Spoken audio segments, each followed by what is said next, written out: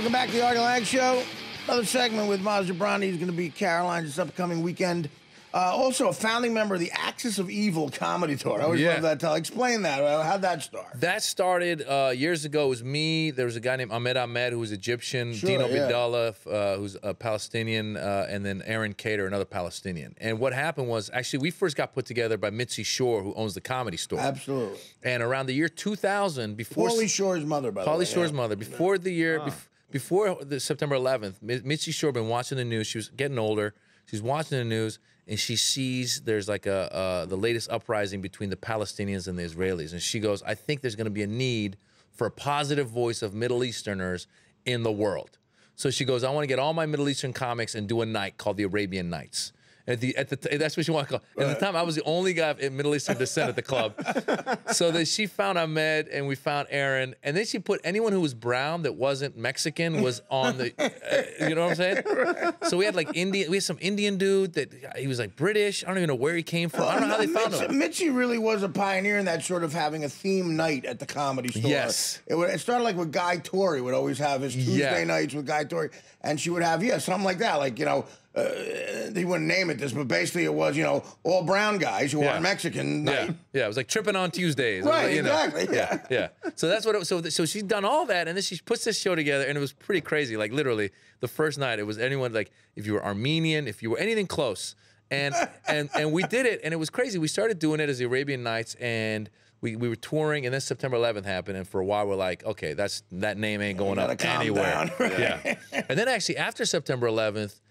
We did our first time that we called Arabian Nights again. We did down in La Jolla, which is near Camp Pendleton. Right, the store down there, the comedy store. Yeah. And we get a call, a bomb. Somebody gave us like a death threat. They're like, you're putting these Arabs up, but we're like, we're not Arabs. That's the name of the show. And the Comedy Store in La Jolla, I worked that room a couple times. There's some nutty crowds, some gang activity down there. Yeah. You got to be careful. Yeah. Like I would take a death threat on any level seriously there. Yeah. Well, what was crazy though was what was crazy was we actually were doing jokes that would talk about like what was going on in the world at the time, whether it was social, political, or whatever, and anyone who had half a brain could come and watch and realize we're Americans talking from our point of view. But they're not trying to understand that. They're not. I mean, whether they're smart enough to get it or not, they don't care. Yeah, right. Yeah. But we'd have like Marines come to our shows and be like, we actually like what you guys are doing because we get it. We were over there. We get what you're talking about. You got to listen to the context of what you're talking about. Some people just don't want to even try. You know? Yeah. So then we toured, and then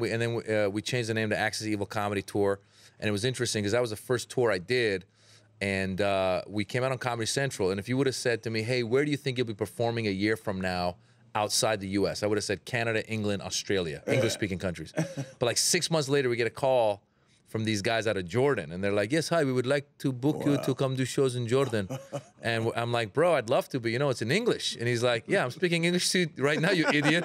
I'm like, oh yeah, you're right. I felt like an ignorant American suddenly. Shut up. Yeah. Are you idiot? Yeah. Yeah, but so we had a good time. How long did you do that for? We did, actually, that was kind of short-lived. We came out, like we toured we toured together for a while, and then it was about a year more. And then, it's like a band, we broke up. Right. And it was actually, the timing was perfect, because then from there I went and I did a solo tour called Brown and Friendly. And then, man, it's always about getting a hug. And then my latest one that just came out, like I said, it's called I Come in Peace. Yeah. I'm constantly naming it something that's like, hey, I'm a good guy, don't shoot. That should be the next one. Yeah. What's the great Dolph Lundgren catchphrase? You come in peace, but you go in pieces. Oh, yeah, because he did a movie called I Come in Peace. Right. Yeah. But you go in pieces. Hilarious. I just made I don't know why I did the bullet sound with him. Yeah, you might want to check that out. I love Dolph Lundgren. You do? Well, I liked him as Ivan Drago. Well, it's basically Drago. You're seeing a recreation in this movie of Drago. He doesn't have a lot of range. Remember the speech is, if eyes can change and yours can change, where's yours can change? Yeah. That dude, and they had a dude up there that looked exactly like Mikhail Gorbachev. Yeah, I thought that was Mikhail Gorbachev up there. I was like, how'd they pull that? You didn't really think it was Mikhail. I did. I was in like 6th grade or something. Oh, no, you weren't. Yeah, I was. Hilarious. You were 6th grade. Oh, Rocky. Rocky 4 was probably like 86. Am I that much older than you? I was an adult. And they colored that little scar on his head. So it was whatever, you know what I'm saying? Not the scar, the birthmark. The birthmark.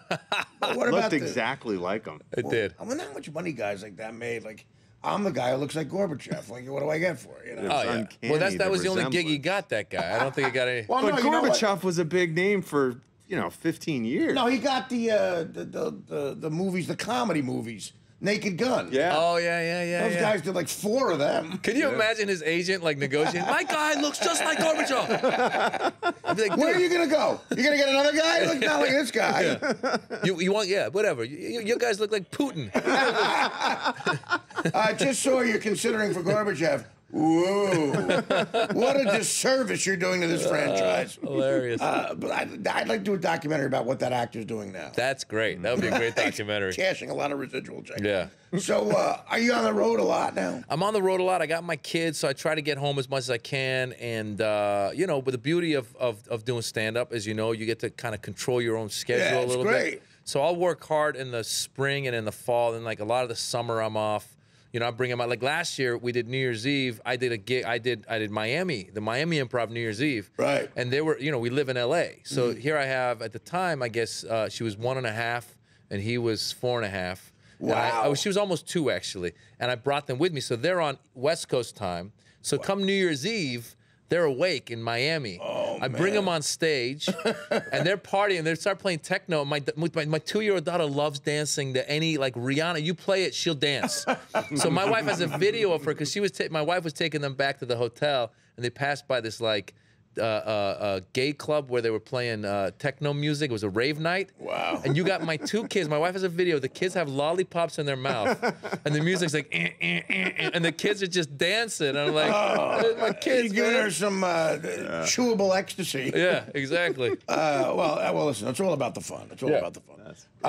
Well, listen, it sounds like you're doing great, and please, anytime you're around, come back and join Thanks for having me, man. It was fun. But by the way, I've been reading your book, man, and it's amazing. I'm enjoying it. I really am. I appreciate it, man. Yeah. Again, it's Maz Jobrani, and he will be at Caroline's. Is it Thursday through Sunday? Thursday through Sunday. Except Friday night there's something going on. So Thursday, Saturday, Sunday. 2 shows Saturday, 2 shows Sunday. Okay. And they can get the DVD on Amazon or on iTunes. It's called I Come in Peace. I Come in Peace. Check that out. You go in pieces. Yeah, no, you'll be in pieces from laughing. How's that sound? There you go. And come back anytime, brother. Thanks, man. Why are you at Maz? How do we find you? At Maz Jobrani on Twitter. Yeah. That's MazJobrani. And we'll talk to you soon, man. Thanks a lot. Thanks for having me. Back with the great Brian Jones. What a weekend to talk to Brian, man. Most incredible college football weekend I've ever seen. Back after, how's that for a tease? There you go. The Artie Lange Show, weeknights on Audience, only on DirecTV.